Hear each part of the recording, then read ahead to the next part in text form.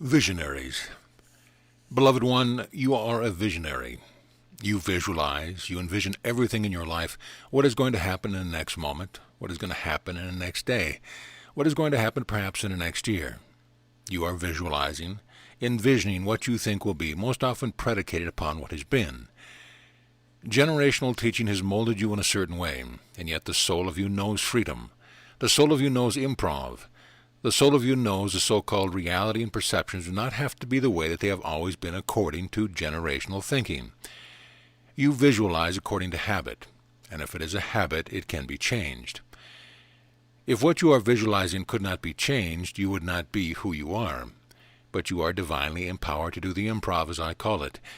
Even upon a moment's notice, you change your mind and you do something else. You have the power of choice. You have the power to change any of the habits that you have developed throughout this lifetime and other lifetimes. That is power, divine power, where you are not stuck in what you have been told is truth, lowercase t. You are not stuck in what you have thought yourself to be or who you have thought yourself to be, or what the peers and the parents and the grandparents have told you that you are. You have the power to change, and that is very much what you are doing. This year in your timing is going to be a powerful year of change. We have spoken of change several years back because it has been a process ongoing that has started even before this lifetime. Truly, you have descended into density as far as you'll ever go, and you are very much on your way back ascending. And the ascension is a process as well. You have declared lifetimes ago that you have reached the bottom of the density. You have gone as far as you wanted to go into the density and into the struggle and into the challenges, and you decided there must be something else that I can experience. There must be something else that I can create. And with that thought, you changed everything, a very powerful thought. And from that moment, which was in time according to this linear reality, you have been ascending, sometimes with a great leap of faith, other times a smaller step, but always changing and ascending. Oftentimes, when one will speak of changes, the separated ego says, "Oh no, change probably means something that I'm not going to be comfortable with." And fear runs on stage very fast. But the changes I speak of are changes in ascension, and they are good. They are changes that perhaps at first, separated ego is going to judge as being a bit of a challenge. But they will only be temporary, and it is going to then move into a place where you see the goodness of it. Separated ego claims its value in fear, but you are not separated from your source. You are not separate from your divine power of choice. And you are not separate from your power of visualizing what you want your future, your present, your now to be. You have the power, no one else, and the final decision always comes back to you. It is always your choice.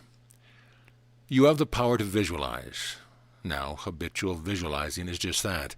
It is based on habit, and it is based on seemingly past evidence of what happens and what is likely to happen. You have met brothers and sisters who go through this lifetime knowing that everything that could possibly be wrong is going to happen, and they are looking for all the things that are going to be wrong. And what happens when you look for something? You find it, and they do find it, and then they say to you, "See, I told you so." On the other hand, you have your optimists who are happy and they say, "This is going to be one of the greatest days of my life. I know that something good is going to happen in this day.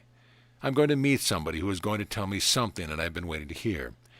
I don't know what they are or how this is going to happen exactly, but I'm going to meet them this day."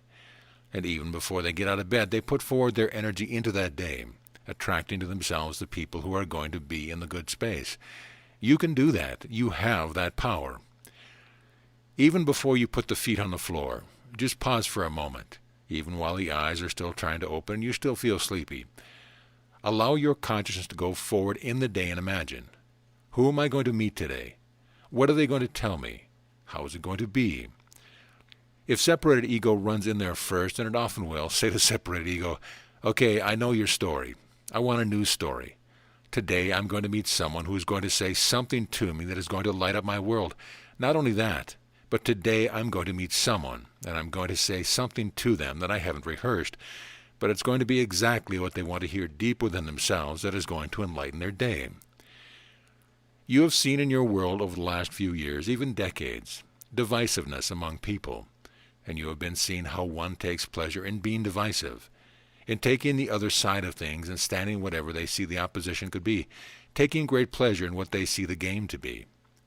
Now, it is a game, but they did not understand the stakes of the game.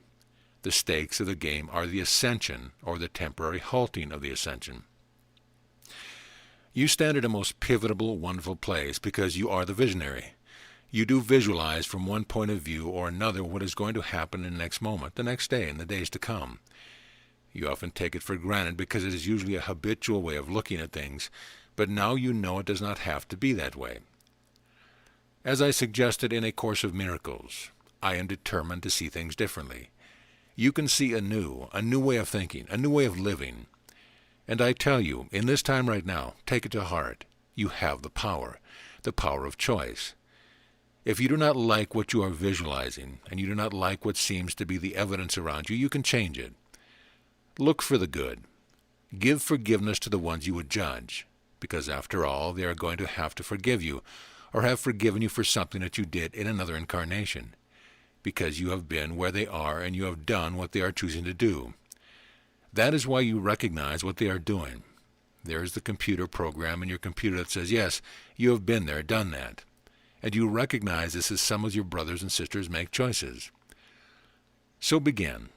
First off, when separated ego runs on stage and says, oh, that's bad, that shouldn't be happening, that's not going to be good, start with forgiveness. The forgiveness that says, I understand, I've been there, I know. And then you go on from that place with positive replacement, positive visualization of what you want it to be. What do you love?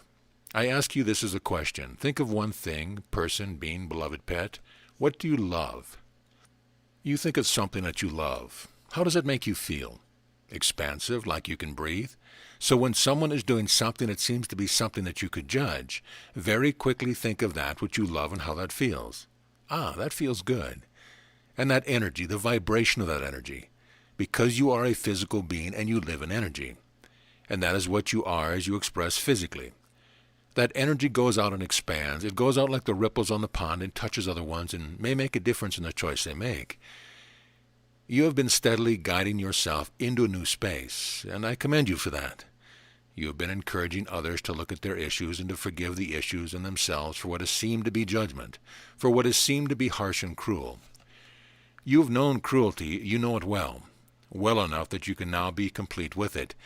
You have known sorrow, loss, and abandonment to the depth of your being, to the place where if you want to touch that space, it is very easy to push that button and be right back in that space of great sorrow and loss. And yet you have worked with coming up out of that space, and you have done well. However, to live in the space of love all the time has yet to be realized in this incarnation, in this point of the evolution of ascension. That is your assignment, should you choose to accept it, and I will help you. Go deep within yourself and ask, what is most important to me? When I get to the place of releasing the body and I look back on this incarnation, what is going to be most important to me? Is it going to be the golden coins that I saved? Is it going to be the mansion? Is it going to be the vehicle, the automobile? Is it going to be the travel that I've done? What is going to be most important that you take with you out of this incarnation? What can you take with you out of this incarnation? Ponder that for a while, because the tangible things stay here. The intangible is what you take with you. The love, the knowing of self-worth, the knowing that a lifetime is truly a reality of love, even though the illusion of fear seems very strong. When you take with you, when you release the body, are the intangible aspects of you, and those intangible aspects of you grow. Once you have released the body, you expand into the light and the love of understanding that everyone is lovable. Everyone is truly whole. Everyone in any circumstance, any situation is already whole. And even the situation is whole because it brings forth creativity. So lay up for yourself in a place called heaven the intangibles, love and expansion, the knowing of self-worth, the knowing that truly everything is in its own divine order. And when you do that, the expansion that you feel when you release the body is going to be as a burst of the constellation of stars, the light that you are. You have a concept about releasing the body and going through a tunnel to the light. The light that you go to is your own light. It is the expansiveness of your own light. As you very rapidly go through the tunnel and you come to the light, everything you've ever treasured is there waiting for you.